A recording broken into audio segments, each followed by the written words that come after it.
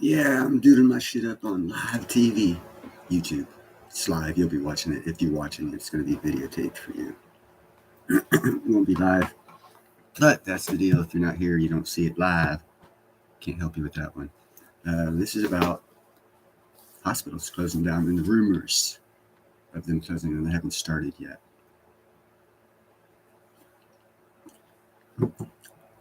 But having said that, I've been a Union 378 iron workers out here in California since 1996, and we've always had insurance through our unions.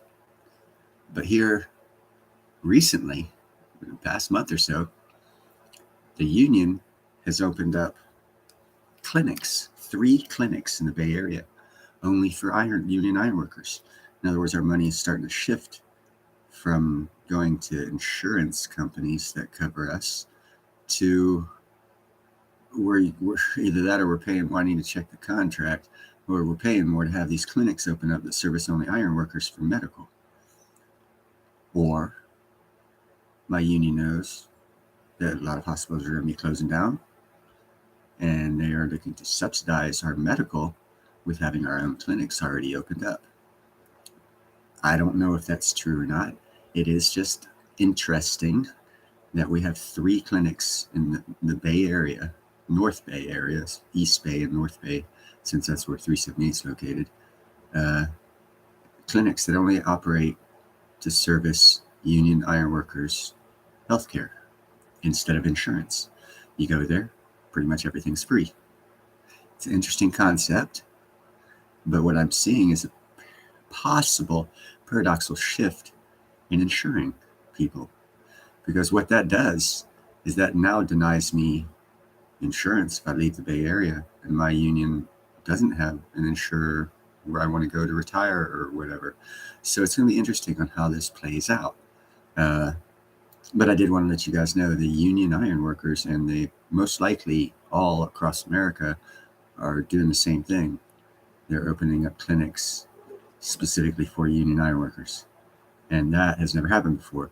So when things that never happened before happen, it makes me want to research why. So there's Harley. Boom, Harley right there. Oh, there goes Harley. But anyhow, that's what this report's about. It's about hospitals and medical care.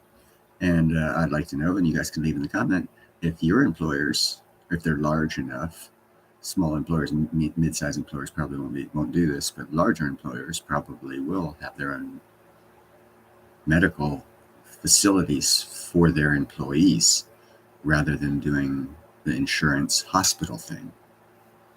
You know, insurance companies might be going away to that point. And I say might, but a lot of homeowners insurance policies aren't being rewritten by insurance companies. So something's happening in the insurance industry. Just something to keep an eye on, you know, figure out what's going on. If any of you guys have any information to add to this, that would be cool. I'd appreciate to hear it in the comments below. That'd be that way. And let me know what any large companies are doing about healthcare, because I find it, again, very odd that my union has come up with 3 clinics throughout our jurisdiction of 378 where iron workers can go get free medical care. Kind of socialist, but it's not, because I'm paying for it. So, yeah, I got to research into it more. But anyhow, I've gone for about 5 minutes. No one showed up. And of course, I didn't expect anyone to. It is before 4 o'clock on the East Coast and noon on the West Coast.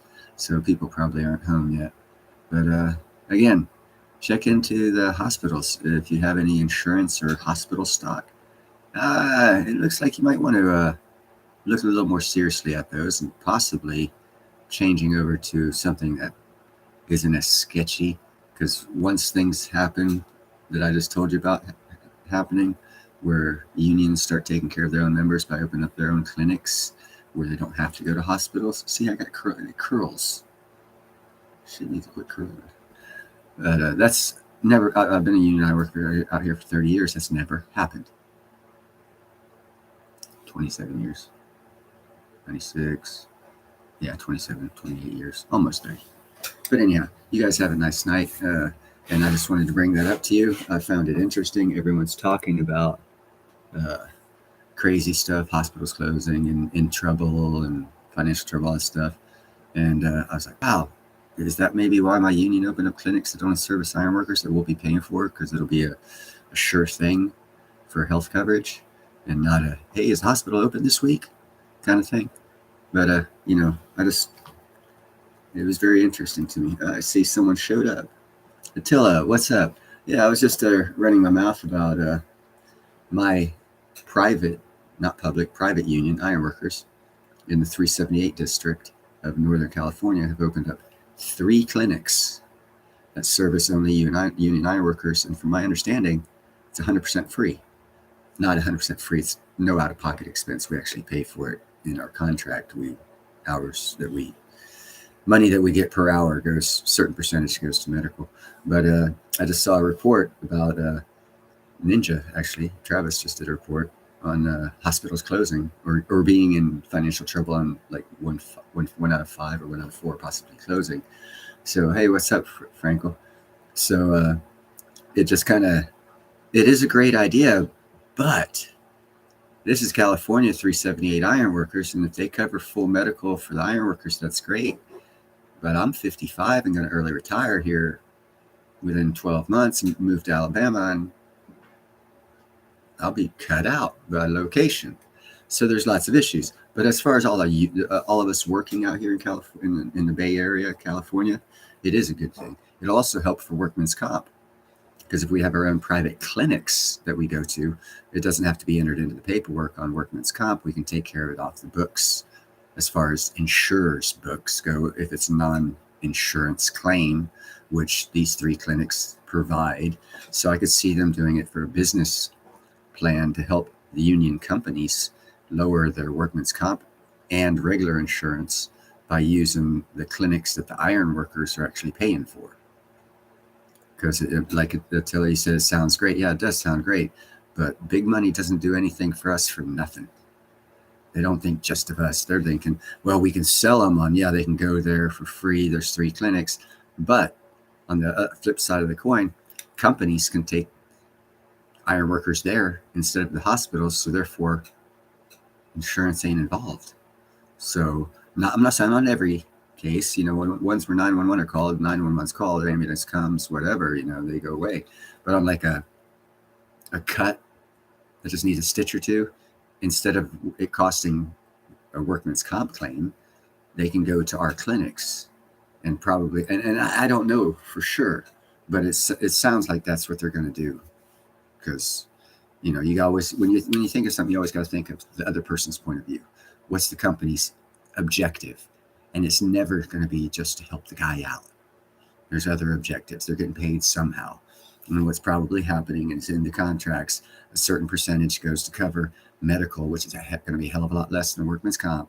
Maybe 0.25% or something just to fund these 3 clinics.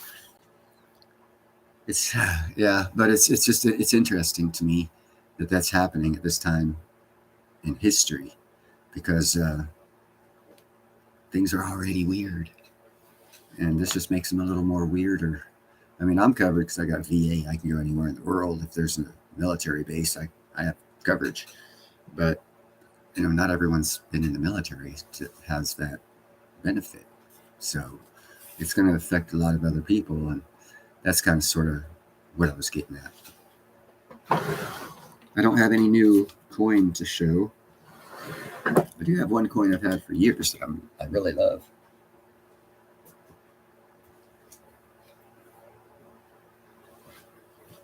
And I don't exactly know when I got this, but it's got its own stand and everything. It's what do they call it? It's like antique, I think. And then on the back side, it's got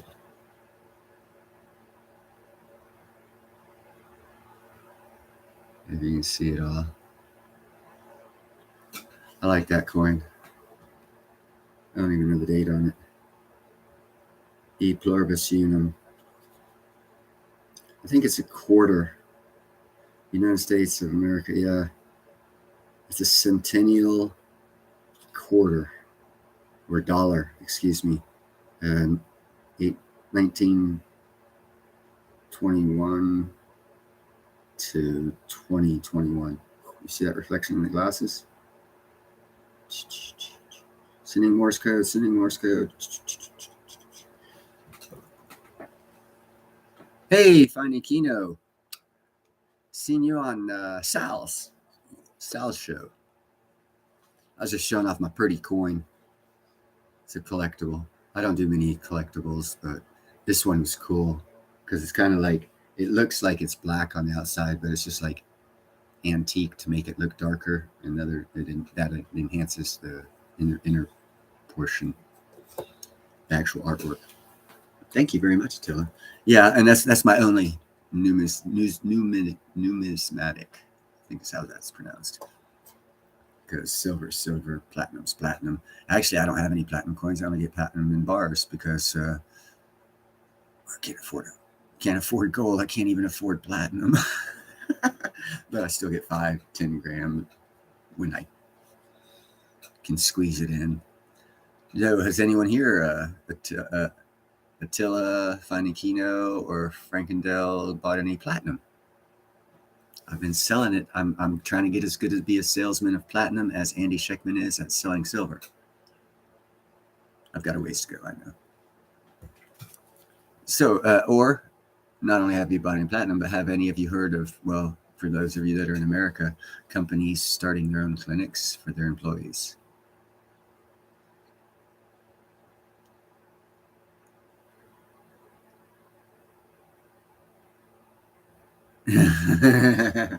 The best thing to do, Attila, is eat right.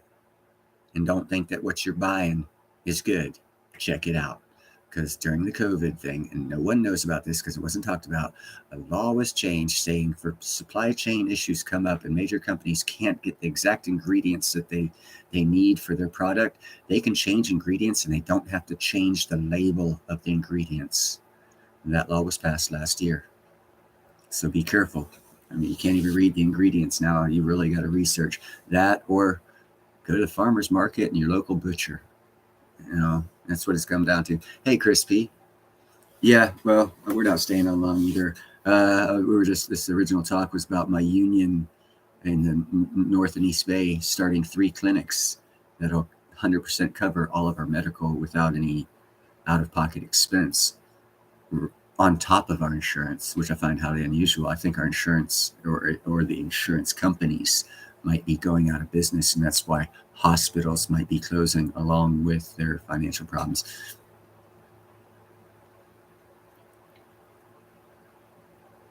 Well, I do wish you well. Look at the 5 gram, the 10 gram, and the 20 gram if you can't afford a full ounce.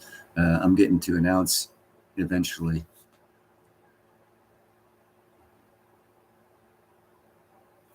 I'm glad I've converted you over to buying a little platinum. If you research and study up on platinum for the past 25, actually up to 100 years, it keeps throughout history repeating, being worth twice what gold is. So if you like the price of gold, you should really love the price of platinum if you know the history of platinum gold. Because the history of platinum gold since 1922, when platinum was $40 an ounce and gold was $20 an ounce, twice as much, platinum was twice as much, to back to 2001 when platinum was around 500 and gold was around 280. So, and those are just 2 occasions that I know of in the past 100 years where platinum has been worth twice what gold is. That's why I think I say buy silver and platinum, because everyone's talking about, oh, it's undervalued, buy silver, it's undervalued. Yeah, you want to know what's undervalued? Platinum.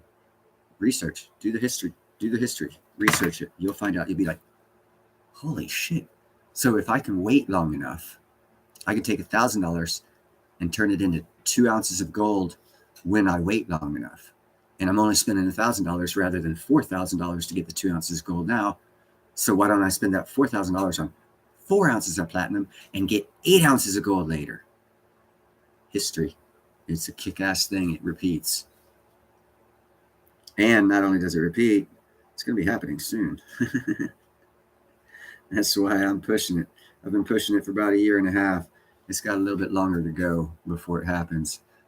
And I'm not exactly sure how it's going to happen because I wasn't in the market back in 2001. It looked like, by looking at the charts, it was about a 3-year thing. And we're at the bottom for platinum. Well, we're coming off the bottom. So next year and a half to 2 years, it should, if it follows historic charts. And of course, I don't like charts. So what I go by is, well, the platinum miners are decreasing production this year by 15%. And the industrial need isn't going to increase 18 to 22%, which leaves a 30 to 40% difference this year over last year. And last year, platinum outperformed gold by about 12%. And there's a 40% better chance that it's going to do that now this year over the greatness that it was going to do over gold anyhow. So I just can't. Platinum. Gold, I can get I can spend $2,000 for a kick-ass metal detector, and within a year, probably find 4 to 5 ounces of gold for free. Can't do that with platinum and silver. Well, I mean, that's the way. If you want to accumulate wealth, man, you look at Warren Buffett. He's like, oh, I'm the richest man in the world. Yeah. You're 270 years. It took you 250 years to make it, but you started when you were 50, which is cool because I'm in my 50s.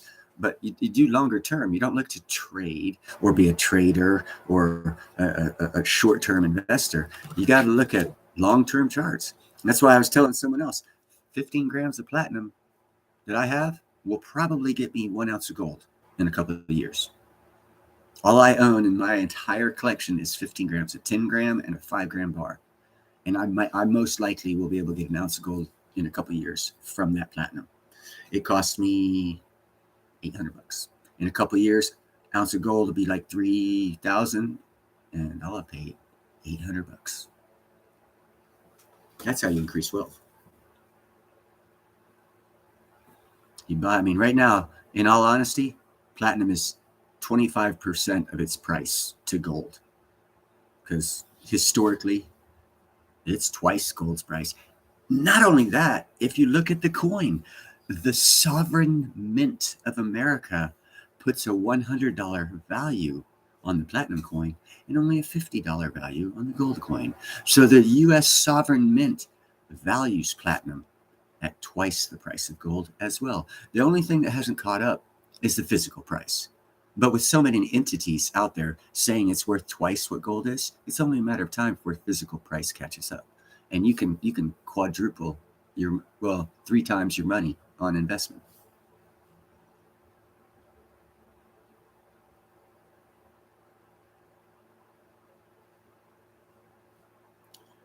Turmeric milk, I've heard of that.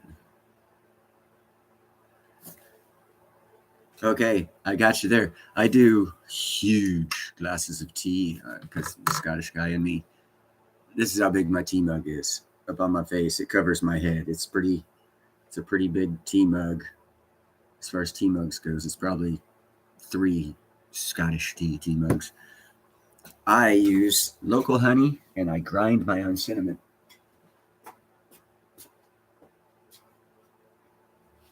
Honey?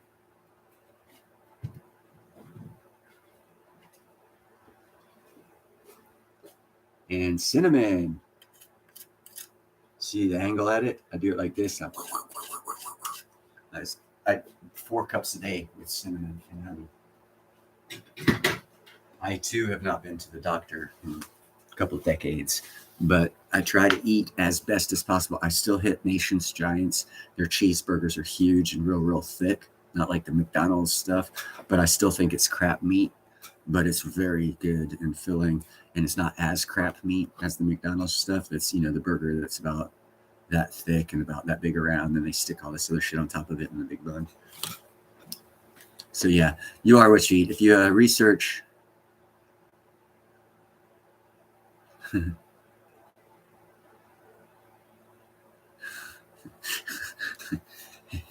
Hey, Frankendale in California, we smoke bowls, not joints.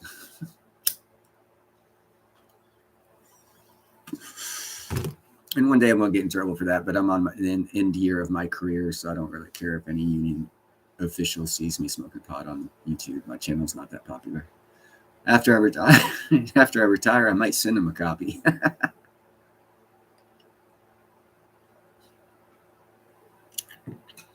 No.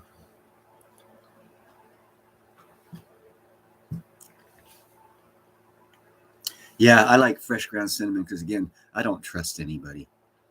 They might say it's ground, but how are they grinding it? At what shop? What is it dust free where they're grinding it? Is there floor dirt in there? I just don't trust. That way there, I know exactly what I'm getting. And I buy a stick, of course, you saw.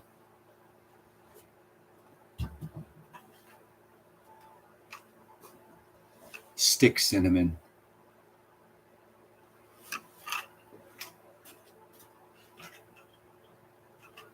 I have several. And this is my Tezos Earl Grey. I get 620 tea bag boxes or 120 at a time. Yes, and also I eat cottage cheese. I put honey and grind cinnamon on the cottage cheese. And what else do I use it on?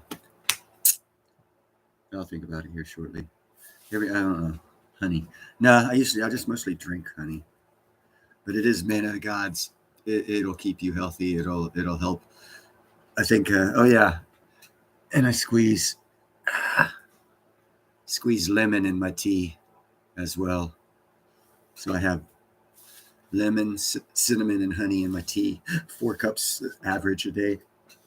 That's what keeps me healthy, along with like cottage cheese when I'm hungry. But it's in between meals. I'll eat cottage cheese with local honey on it as well, and maybe some cinnamon. That definitely keep you healthy. But if you really are interested in health, what you eat, being healthy, look up Dr. Max Gerson. G-E-R Gerson. Gerson. Dr. Max Gerson. He was in his day, he died at sometime in the 80s.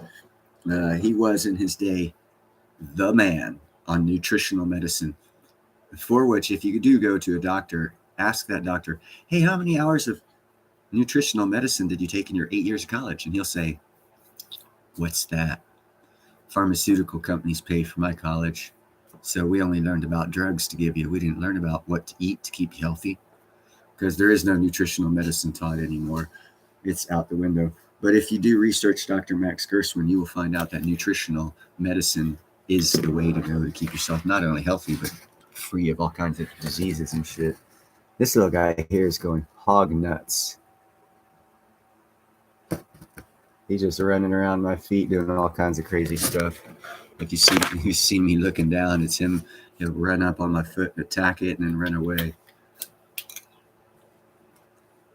Yeah, tea is a good way to consume. I'm hypoglycemic, not hyper. I'm hypo, exact opposite of a diabetic. I have to have sugar or high protein diet to stay healthy.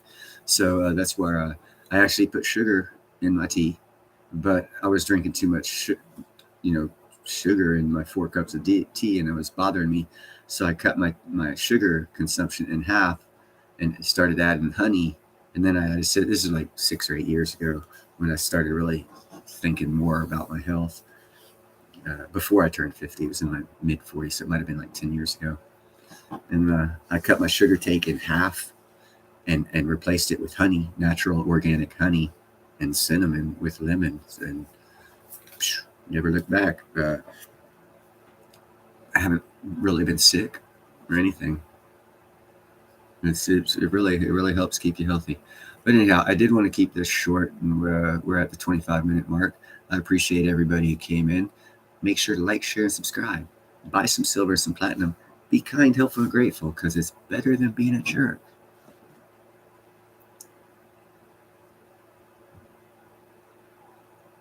Boom, boom, Frankendale. You got it, bro. As long as we keep sharing information like this between each other to get the word out on how to stay healthy on your own, you'll be doing a lot better. You all saw my garden. I grow like 4 different types of tomatoes. Some of them in the morning when I'm running out to work, little cherry tomatoes. I'll just grab a handful of them, hop in my car, drive to a job site, and I'll eat those fresh organic tomato for breakfast. Shit, that's pretty damn good. But you can't do that if you're not growing them. You have to go buy them, and then you don't know what the hell you're getting. So to grow as much as your own food as possible is a guarantee that you're growing food and you're eating food, not eating what someone sold to you as food, but they legally don't have to make it food to sell it to you. See my point? Anyhow, you guys have a nice night. I appreciate every one of you guys for coming in here and wasting your time with me. Again, I'm very interested in on this hospital shutting down and insurance stopping insuring people, because it's bizarre. There's a paradoxical shift coming in business, and not sure what it is. So I'm trying to stick feelers out there. So any feedback is good feedback. You guys take care. I will talk to you later. Be kind, helpful, and grateful.